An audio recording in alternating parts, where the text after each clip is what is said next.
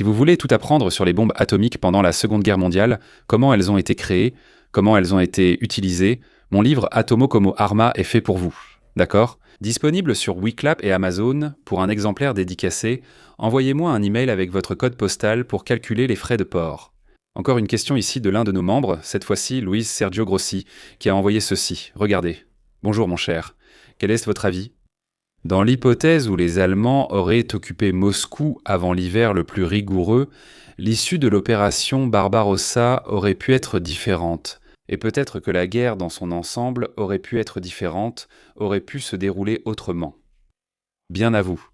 Prendre Moscou avant l'hiver, à mon avis, d'accord ? Il faut une créneau précis. Ça ne peut pas être n'importe quel créneau, n'est-ce pas ? Autrement dit, si ce n'est pas au plus fort de l'hiver, comme Grossi l'a dit ici, ça aurait pu être par exemple en novembre, au début de l'hiver. Je pense que ça ne changerait rien, d'accord ? Ou alors ça changerait très peu au final. Pourquoi ? Parce que je fixe comme ça une date. Très important, vers le milieu du deuxième semestre de 1941 comme un véritable tournant, un point de bascule, n'est-ce pas ? Cette date, c'est le 7 octobre 1941, parce que à cette date-là, le 7 octobre 1941, au milieu de cette avalanche qu'était l'opération Barbarossa, c'était encore l'avancée allemande contre Moscou. On a eu là-bas à Washington la signature de l'adhésion de l'Union soviétique au programme Pré-Baï, n'est-ce pas ? Voici ce que je vais te dire. Je sais ce que vous pensez, mais le pré-bail n'a rien changé en 1941, calmez-vous. Le pré-bail, il est arrivé progressivement, n'est-ce pas, petit à petit.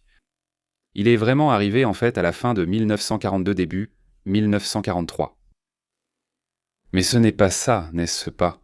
Je ne parle pas de ça, je parle de l'école Bora. L'appui politique dont Staline a commencé à bénéficier à partir de cette date. À partir de cette date, Staline était beaucoup plus tranquille. Pour compromettre tous les siens, ses divisions de réserve, tous ses dépôts de munitions. Tout ce qu'il avait sur la ligne de front, car il savait que beaucoup d'autres arrivaient encore pour lui. Quand il ne savait pas, mais il savait que ça arrivait. Alors, à partir de là, Staline a réussi non seulement à solidifier sa position de leader dans le contexte de l'Union soviétique, mais aussi à donner plus de liberté aux commandants de première ligne, comme Georgi Zhukov, qui a organisé la défense de Moscou. Il a donné plus de liberté au gars, pour que le gars puisse tenir bon et dire comme ça « Hé, on ne va pas partir d'ici », peu importe les pertes humaines et peu importe les pertes matérielles. D'accord ? Alors, voilà, je pense que si la prise de Moscou a lieu après cela, disons quelques semaines après, je pense que ça ne changera pas grand-chose, non. Os alemães vão tomar a cidade. La situation de l'Union soviétique va se prolonger jusqu'en 1942, et il est tout à fait possible qu'on ait un dénouement similaire à celui qu'on a eu dans notre chronologie, avec peut-être quelques différences, quelques mois de plus, peut-être. Je vais bien sûr parler de l'importance logistique de Moscou pour la coordination de l'effort de guerre soviétique. Mais on va voir que la question politique, l'attitude des hauts responsables ici, influence beaucoup l'impact de la façon dont une telle nouvelle est perçue, n'est-ce pas ? Vous vous souvenez que dans notre chronologie, le 7 novembre, 30 jours après la signature, le 7 novembre, Staline a organisé un défilé de troupes ici, les troupes qui étaient arrivées de Sibérie, n'est-ce pas ? Il a organisé un défilé avec ses troupes ici sur la place Rouge, et ces troupes sont ensuite parties pour le front. Quittant la place Rouge, elles marchaient dans la direction que vous voyez sur la photo ici, n'est-ce pas ? En direction de la cathédrale Saint-Basile, et elles passent par là.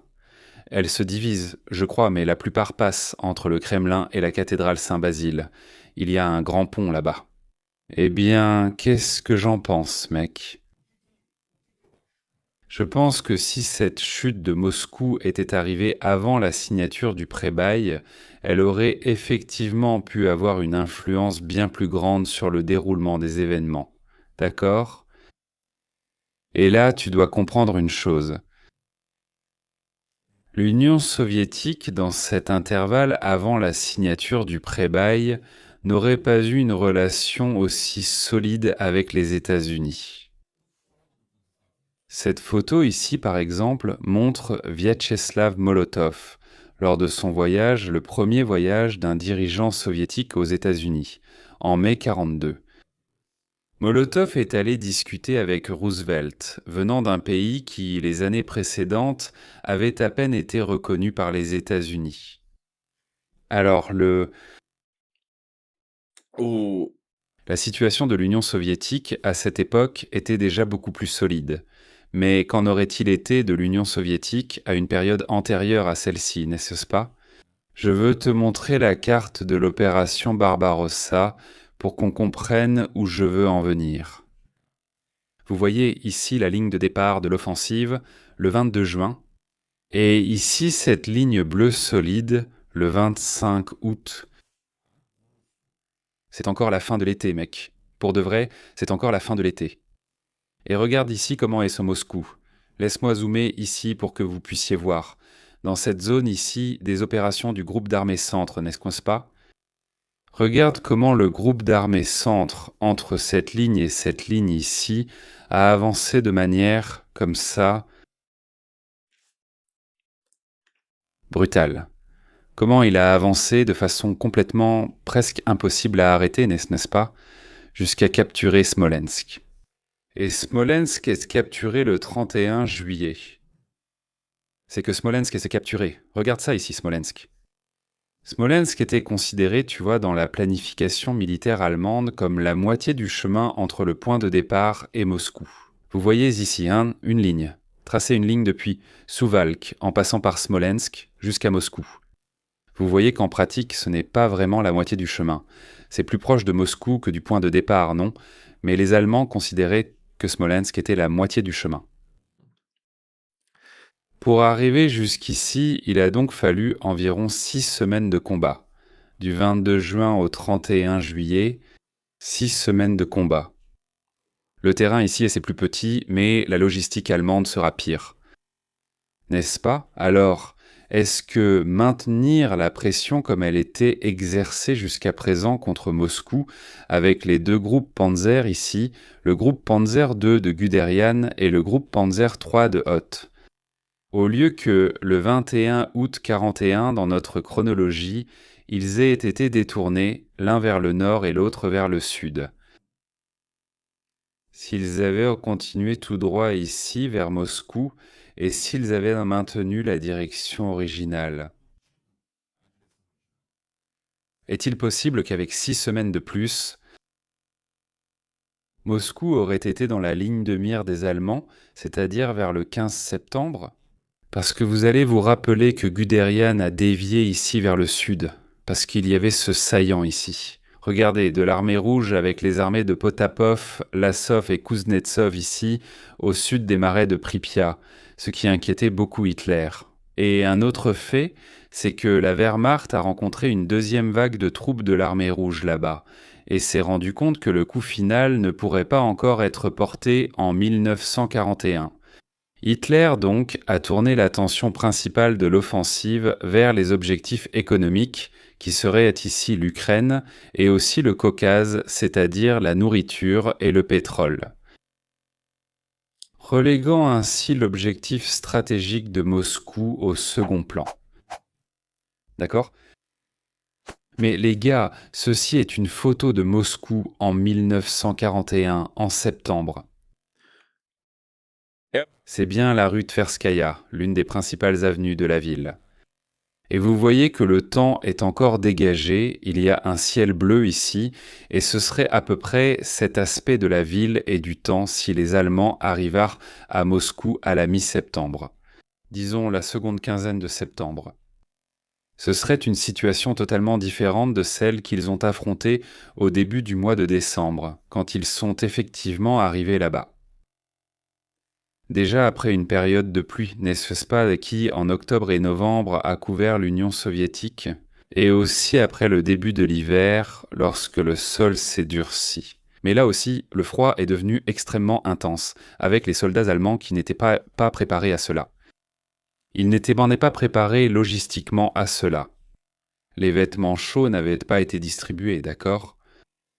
Donc ici, dans ce sens, sur ce point, si Moscou avait été atteinte à la mi-septembre, l'armée rouge qui défendait Moscou ne serait pas non plus la même armée rouge qui a défendu Moscou en décembre. Pourquoi ? À cause de ce type ici, regarde. C'est le 14 septembre que ce type ici, Richard Sorge, un Allemand communiste, espion pour l'Union soviétique, qui résidait là-bas au Japon, c'est à cette date, le 14 septembre, que Richard Sorge a transmis le message le plus important de sa vie, de sa carrière au Kremlin. Il a dit que le Japon avait décidé au plus haut niveau qu'il n'avait pas l'intention de commencer à planifier une invasion de l'Union soviétique tant que Moscou ne serait pas tombé. Tant que Moscou ne tomberait pas, le Japon n'envahirait pas l'URSS. Conclusion. Staline a retiré du district oriental, du district militaire oriental de l'Union soviétique, n'était-ce pas, Vladivostok et la frontière avec la Mandchourie. Il a retiré 40 divisions, et ces 40 divisions presque, oui, environ 500 000 hommes, ont été transportés par chemin de fer vers l'ouest, là-bas, sur le front de Moscou. Ce contingent de troupes a défendu Moscou.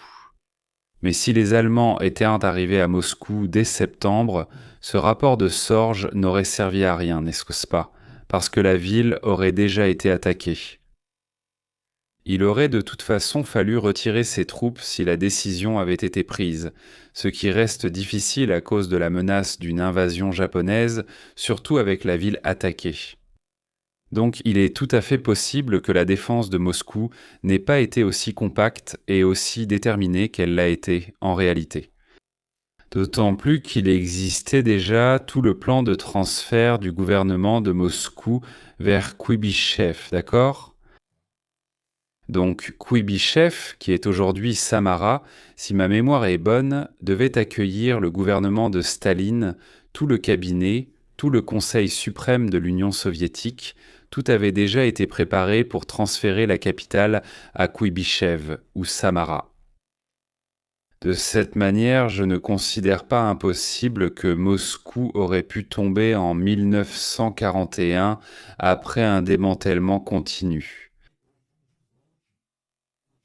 N'est-ce pas de l'armée rouge, étant donné que le sol devant Moscou, pendant cette avancée hypothétique de la Wehrmacht, en août et septembre jusqu'à Moscou, n'aurait pas encore été transformé en bourbier, ce qu'il est devenu 30 jours plus tard. C'est ce que je pense aujourd'hui, d'accord ? Très bien. Et combien Moscou vaut-elle vraiment ? Aux mains des Allemands. On peut se demander, mais cela vaudrait-il la peine de prendre Moscou ? Pourquoi ? Parce que Moscou... Le gouvernement, n'est-ce pas, tu as même dit toi-même que le gouvernement avait déjà décidé de quitter Moscou pour Samara, alors tu prends la ville et voilà, garde la ville alors. Historiquement, il n'y a pas eu l'invasion de Napoléon qui a pris Moscou et malgré cela, le gouvernement russe a résisté et au final, Napoléon a été vaincu. Oui, à l'époque, la capitale n'était pas Moscou. La capitale était bien Saint-Pétersbourg, Pétrograd. Moscou était juste une autre ville. Importante, oui, mais c'était juste une autre ville. Mais maintenant, il faut voir que sage. Regarde, mec, la carte ferroviaire de la Russie, c'est très important, non ? Ça compte beaucoup.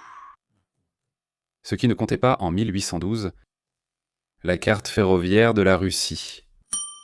Et ça, c'est une carte ferroviaire de la Russie actuelle ? Oui. Mais on peut supposer qu'à l'époque, en 1941, elle était un peu plus petite que celle-ci. Mais sa logistique, toute son organisation n'était pas très différente. Regarde ça. Regarde comment le système ferroviaire russe et auparavant soviétique dépendait vraiment de Moscou. Il en dépend encore, n'est-ce pas ? C'est vraiment tout centralisé à Moscou. Et vous voyez ici différents croisements ferroviaires, n'est-ce pas ? qui sans doute n'existaient pas alors. Probablement, tous ces chemins de fer étaient vraiment tous centralisés à Moscou, qui était le grand centre ferroviaire de la Russie orientale vers la Russie occidentale. Et, mec, prendre le centre ferroviaire de Moscou, dont dépend la Wehrmacht, mais aussi l'armée rouge, parce que la Russie n'a pas de bonne route, n'est-ce pas? La Russie n'a pas de bonne route. À l'époque, elles n'étaient pas bonnes non plus. Ce serait vraiment un coup dur, parce que tu prends à l'ennemi la capacité de transférer des contingents de troupes du nord au sud. Regarde cette carte ici, et vois si tu arrives à trouver des alternatives viables pour défendre l'Ukraine, par exemple. Avec du matériel qui arrive là-bas depuis Mourmansk. Comment vas-tu faire ce transfert de manière viable sans le centre névralgique de Moscou ici? Bien sûr, la logistique serait fortement compromise, n'est-ce pas? Il est également évident qu'on peut parler de l'impact politique d'avoir des drapeaux à croix gammées flottant au-dessus du Kremlin, n'est-ce pas? De grandes banderoles rouges avec des croix gammées décorant le mur du Kremlin, la cathédrale Saint-Basile, tout cela. Bien sûr, cela aurait un impact médiatique énorme. Tout comme ce fut le cas avec la croix gammée flottant sur la tour Eiffel, n'est-ce pas? Tout le monde a vu ça et a dit « Eh bien, l'Allemagne est au sommet, non? L'Allemagne a déjà gagné. » Beaucoup de gens ont dit « L'Allemagne a gagné. » La croix gammée sur la tour Eiffel? Et si la croix gammée flottait sur le Kremlin? Qu'en serait-il du soutien international que la Russie recevrait? Comment la Russie serait-elle perçue à l'international? Avec un symbole aussi fort qui serait brisé? Avec les Allemands détruisant les étoiles rouges du Kremlin, les 5 étoiles rouges du Kremlin, en les brisant, en les jetant du haut. Ils n'ont pas fait ça avec les symboles d'autres pays, comme les aigles polonais?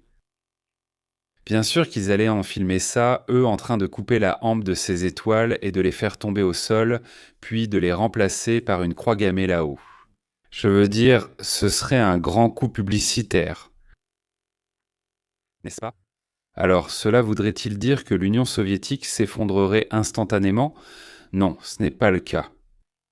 Mais que ce serait un sacré coup. Oui, ce serait le cas. D'ailleurs, je veux que vous analysiez cette autre carte ici. Ceci est une carte démographique montrant la densité de population de l'Union soviétique. Regardez la répartition de la population en Union soviétique. Et en regardant cette carte ici, vois si tu arrives à comprendre la raison derrière le plan allemand d'établissement de la fameuse ligne AA. Ligne AA. C'est la ligne AA? C'est la ligne Arkhangelsk-Astrakhan. Regarde cette ligne ici. Cette ligne ici représenterait l'avancée maximale que les Allemands prévoyaient de faire. Regarde ce qu'il y a de ce côté de cette ligne. En gros, toute la population russe. Donc celui qui contrôlerait cette zone orientale après Astrakhan et Arkhangelsk se retrouverait avec un grand désert démographique.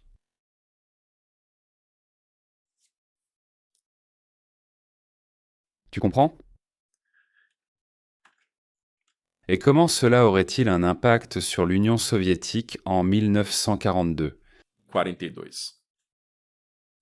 Une prise de Moscou avant la signature du Land-Lease, peut-être, ferait que le Land-Lease soit retardé, ou ferait que l'alliance États-Unis-Russie n'atteigne pas le niveau où elle est arrivée. Peut-être que la figure de Staline se serait fragilisée avec un repli vers Samara. Peut-être qu'un coup d'État, comme beaucoup de chercheurs le considèrent ou l'imaginent, peut-être qu'un coup d'État dans les plus hautes sphères du pouvoir, cette fois à Samara, aurait écarté Staline du pouvoir afin de pouvoir négocier avec les Allemands une sorte de solution. Dans cette situation de prise de Moscou, je parierais que, puisque les événements pourraient être indépendants, les États-Unis pourraient continuer à être attaqués par le Japon à Pearl Harbor, puisque à cette époque, le Japon avait déjà pris la décision d'attaquer Pearl Harbor. Donc peut-être qu'un événement n'aurait pas d'impact sur l'autre. Et avec les États-Unis en guerre, au début de 1942, l'Union soviétique et l'Allemagne auraient pu parvenir à un accord. Un accord dans lequel les Allemands obtiendraient une grande étendue de terre, mais où l'Union soviétique survivrait en tant que nation. Pourquoi faire ? Pour que Hitler puisse concentrer ses efforts contre les États-Unis.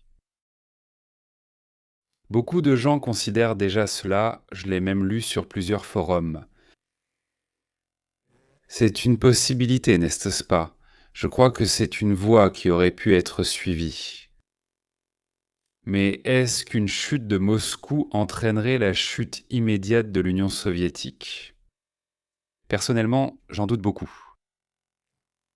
Mais cela ouvrirait la voie à des événements bien différents de ceux que nous connaissons.